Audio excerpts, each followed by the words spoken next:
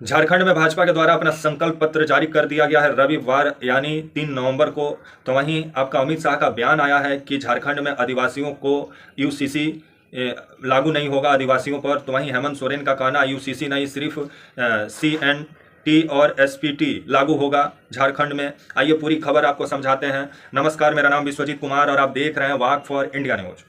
अभी झारखंड में पूरा चुनावी माहौल बना हुआ है, आप सबको तो मालूम ही है। 13 नवंबर और 20 नवंबर को झारखंड में वोट डाले जाएंगे। तो वहीं 23 नवंबर को झारखंड विधानसभा चुनाव का नतीजा आएगा आपका 81 विधानसभा सीट का।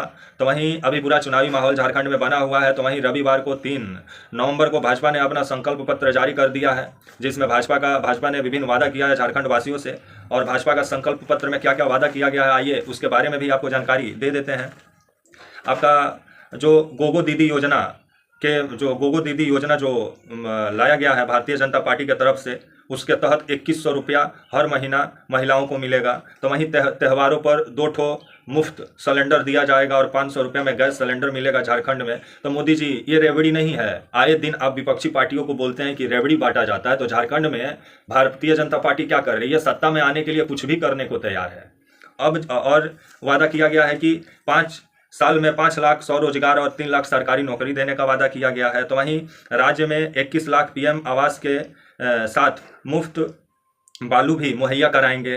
वाह। और आपका जो सीजीएल का जो एग्ज़ाम हुआ था उसको रद्द करने का भी बात कर रही है बीजेपी। जो लोग को नौकरी मिला है सीजीएल के तहत, उनका मतलब उनसे ऐसा लग रहा हो कि उनका नौकरी छीनना चाह रही हो बीजेपी, क्योंकि सीजीएल परीक्षा में किसी तरह का धांधली नहीं हुआ है। क्योंकि 2 दिन तक झारखंड में नेट कटा रहा।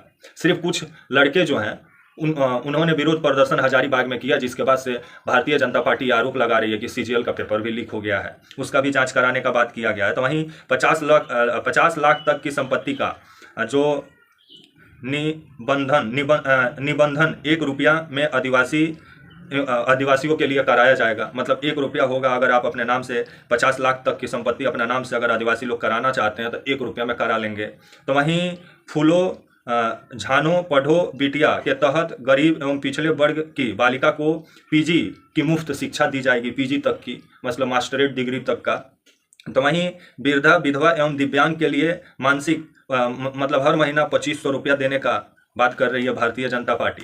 तो वहीं झारखंड में अमित शाह का कहना है कि झारखंड में आदिवासियों पर लागू नहीं होगा आपका यूसीसी। तो वहीं आपका झारखंड विधानसभा चुनाव के लिए भाजपा ने रविवार को अपना संकल्प पत्र जारी किया है। इसमें केंद्रीय गृह मंत्री अमित शाह ने जानकारी देते हुए अमित शाह ने बताया कि आने वाले समय में जो यूसीसी है, जो आपका यूनिफॉर्म सिविल कोड है वो आपका आदिवासी लोगों पे लागू नहीं होगा। तो वहीं आपका जो हेमंत सोरेन है उनका भी बयान सामने आया है और हेमंत सोरेन जी का कहना है कि यूसीसी नहीं सिर्फ सीएनटी एसपीटी लागू होगा।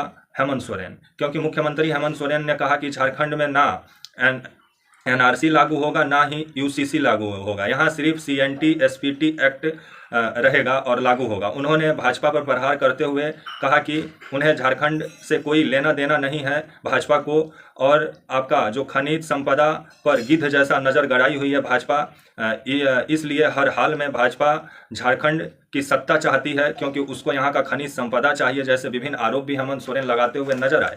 तो वहीं अभी झारखंड में पूरा चुनावी माहौल बना हुआ है और झारखंड में जो बांग्लादेशी घुसपैठियाँ हैं उनका भी वो मुद्दा को बीजेपी जोर शोर से उठा रही है। और बीजेपी का कहना, और अमित शाह बीते दिनों बोले भी थे कि हमारी सरकार आएगी तो जितने घुसपैठियाँ हैं उनको उल्टा लटका के सीधा कर दिया जाएगा।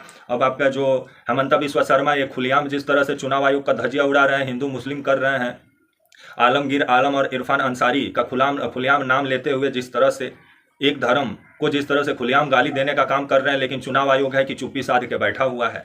आज मैं अखबार लेके आया हूँ हिंदुस्तान, उसी का खबर मैं आपको बताया, जो मुख्य खबर है हिंदुस्तान अखबार का, क्योंकि मैं अभी झारखंड में हूँ और झारखंड में विधानसभा चुनाव पे नज़र बनाया हुआ हूँ। तो वहीं अभी आज खबर आ रहा है कि आज झारखंड में मोदी जी का रैली भी होने वाला है। तो वहीं भाजपा अपना संकल्प पत्र जारी कर दिया। देखने वाली बात होगी कि हेमंत सोरेन का संकल्प पत्र कब तक आता है। तो वहीं अभी झारखंड में पूरा चुनावी माहौल बना हुआ है और जो कल्पना सोरेन है और जो हेमंत सोरेन है वो सरना धर्म कोड बिल को मुद्दा बनाए हुए हैं, जिससे बीजेपी घबराई हुई है, और जातीय जनगणना को मुद्दा बनाए हुए हैं। तो वहीं अब जिस तरह से यूसीसी को लेकर के आपका अमित शाह का बयान आया है कि आदिवासियों पर यह लागू नहीं होगा, जिसके बाद से अब हेमंत सोरेन का बयान आया है कि यूसीसी नहीं सिर्फ सीएनटी और आपका एसपीटी लागू होगा झारखंड में।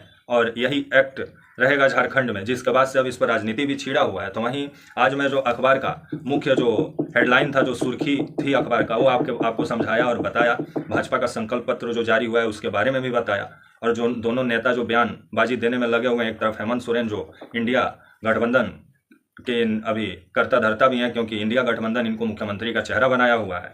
तो वहीं अमित शाह, देखने वाली बात होगी कि आने वाले समय में जो बीजेपी है उसका कोई मुख्यमंत्री का चेहरा नहीं है झारखंड में, जिस वजह से बीजेपी को परेशानी उठाना पड़ रहा है। कोई भी पूछ रहा है कि बीजेपी का मुख्यमंत्री कौन है, लेकिन ये आने वाला समय ही बताएगा। अभी झारखंड में पूरे तरीके से चुनावी माहौल गर्म है। तब तक के लिए आप मुझे इजाज़त दीजिए, और आप हमारे channel walk for India news को प्लीज़ लाइक और सब्सक्राइब और शेयर करना ना भूलें। तब तक के लिए नमस्कार, जय हिंद, वंदे मातरम।